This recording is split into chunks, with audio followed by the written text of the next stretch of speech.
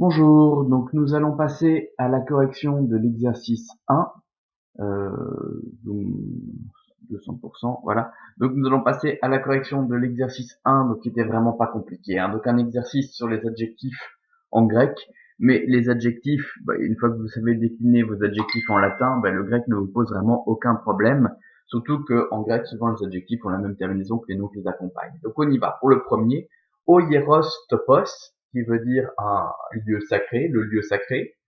Donc hieros sacré et topos le lieu. C'est un petit peu ce qu'on retrouve aussi dans l'expression quand on vous demande de faire le topo, par exemple. En fait, topo, c'est topos en grec. Donc c'est un mot grec qui est passé tel quel dans la langue française. Donc quand on vous demande de faire le topo, c'est de donner tous les lieux communs qu'il y a sur quelque chose. D'accord. Bon, on y va. Donc, il suffisait de retirer les terminaisons, hein, de les remplacer par les terminaisons des cas, donc os et on ou o au singulier, donc o, hieros, topos, hiere, topé. N'oubliez pas qu'il n'y a pas d'article au vocatif.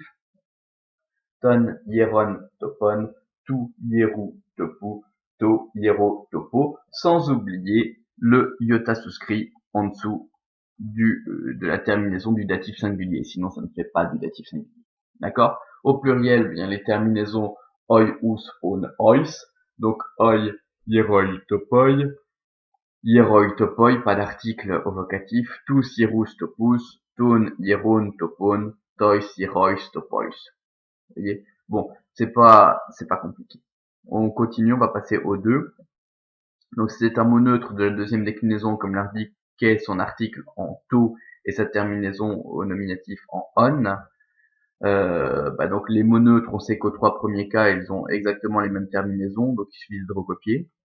Hein, en remettant l'article ici, attention, pas d'article vocatif. Au pluriel, on sait qu'aux trois premiers cas, comme en latin, pour les mots neutres, on va avoir une terminaison en a, donc il suffisait de la renoter. Donc oh j'ai fait une faute, je corrige. Donc ta litina eidola, hop, voilà. Bon, je vérifie parce que c'est tellement lourd de d'écrire du grec sur un ordinateur que je regarde si j'ai rien oublié.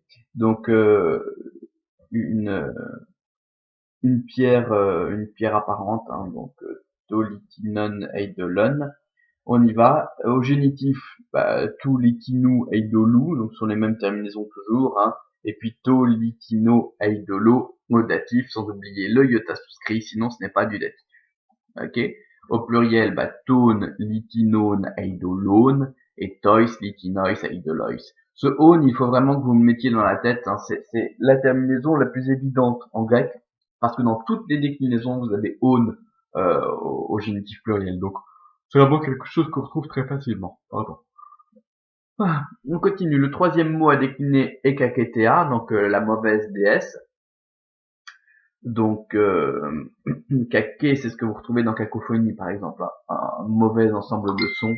Donc, voilà. On y va. Donc, il suffisait de remplacer. Alors, vous savez que la première déclinaison, il y a plusieurs terminaisons possibles au singulier. Donc, ça faut les connaître par cœur. Et puis, quand on vous donne l'adjectif, vous n'avez qu'à décliner avec sa propre déclinaison. Mais de toute façon, ce sont les mêmes terminaisons finales. Donc, même si la voyelle change, parce que parfois vous avez un alpha, parfois vous avez un eta, peu importe, on va jamais vous demander de parler ou d'écrire du grec ancien. On va vous demander de reconnaître les formes. Donc du moment que vous repérez que n c'est de l'accusatif et que le hiato souscrit c'est du datif, c'est bon, quoi. Donc e kaketea, kaketea, ten kakentean, tes kakesteas, te kaketea, sans oublier les iota souscrits.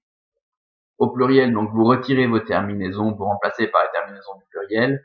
Donc ai, kakai, teai, kakai, teai, tas, kakas, teas, ton, kakon, teon, tais, kakais, teais. Ok, donc là, ce sont les mêmes terminaisons, c'est ça qui est pratique. On termine avec Eneanumfe, donc une jeune nymphe. Donc une nymphe, je rappelle, c'est une divinité qui vit 1000 ans, hein, 999 ans pour être précis, et qui ensuite meurt. Donc Eneanumfe, Neanumfe, ten nean nymphen, tes neas nymphes, te neanumfe, sans oublier les iota souscrits, sinon ce n'est pas du datif. Au pluriel, ai, neai, nymphai, tas, neas, nymphas, ton, neon, nymphon, tais, neais, nymphais. Ok?